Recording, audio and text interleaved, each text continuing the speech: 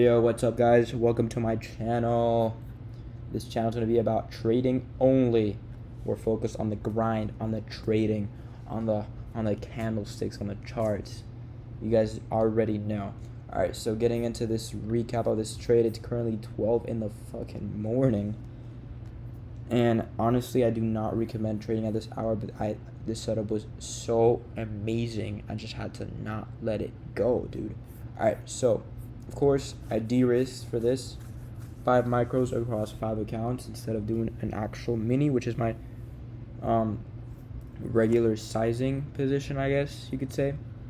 Not much here. Let's get into trades. So obviously my charting was not done on M&Q. I did it on NQ because I'm usually just that type of guy, you know what I'm saying? Okay, let's get into it. So we had a bunch of equal lows here. I mean, when I tell you we had a bunch of equal lows, we had 5 sets of equal lows in literally just the span of an hour. So we had these equal lows here, equal lows here, equal lows here, I believe, equal lows right here, and equal lows somewhere else. I cannot remember where else, but it was somewhere around here. But I think they already got swept, so of course the indicator doesn't show them anymore. And I do not have a replay because I don't pay for that, but I should. Okay, the main confluences for this is just my overall bias is bearish. In general, it's been bearish for the past week. Just we've had this huge dump from Wednesday to here. It's just almost 1,000 point drop, 4%. So overall, that gives me, overall higher time frame bias is bearish. So I'm gonna be looking for shorts in general. Doesn't mean that I can't take a mechanical long, but just gonna be looking for shorts usually. So yeah, not much science to this. So basically, what we had here was a 5-minute inversion. It's very tiny. On M&Q you can't see it, but here it is, 5-minute inversion. On top of that, we had a 1-minute inversion after that, right here. Now, I did not enter after this because we had left equal lows here at 8:11:50.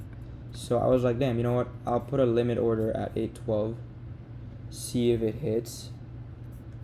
If it doesn't, fine, whatever.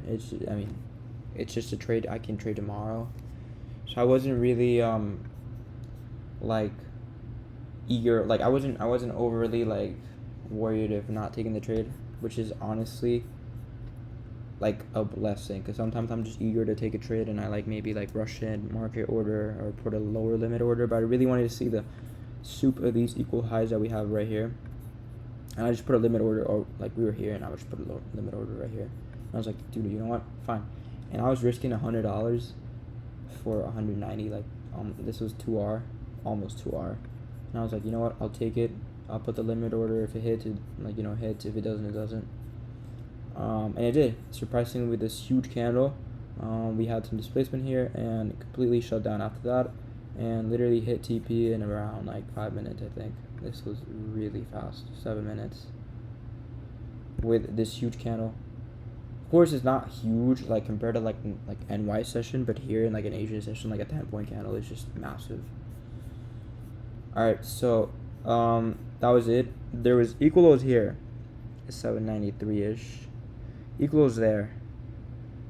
Equal lows here. I was saying you know what, maybe we'll go to these equal lows here, but I was like, you know what, I'll take the 2R. I don't need to be expecting much because it is Asian session right now. About to be London in a few hours. So I don't usually trade these hours, but I thought this trade was phenomenal, and I was like, you know what, if I take the L, I take the L.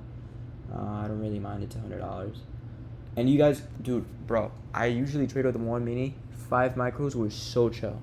I know for a fact that I would have been on edge a little bit if I was on a mini, even on the trade, just because of the time.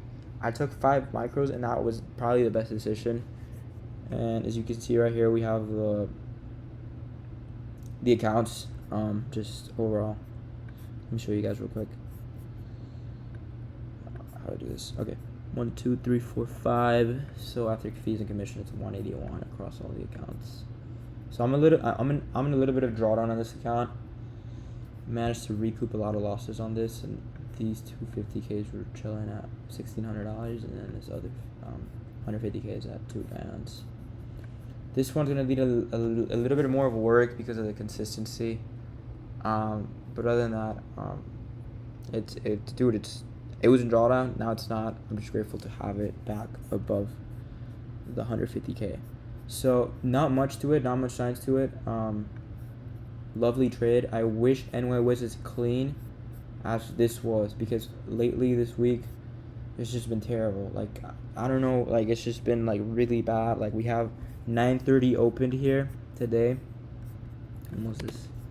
9:30 opened, and we literally just dumped, like straight dumped. No entries whatsoever.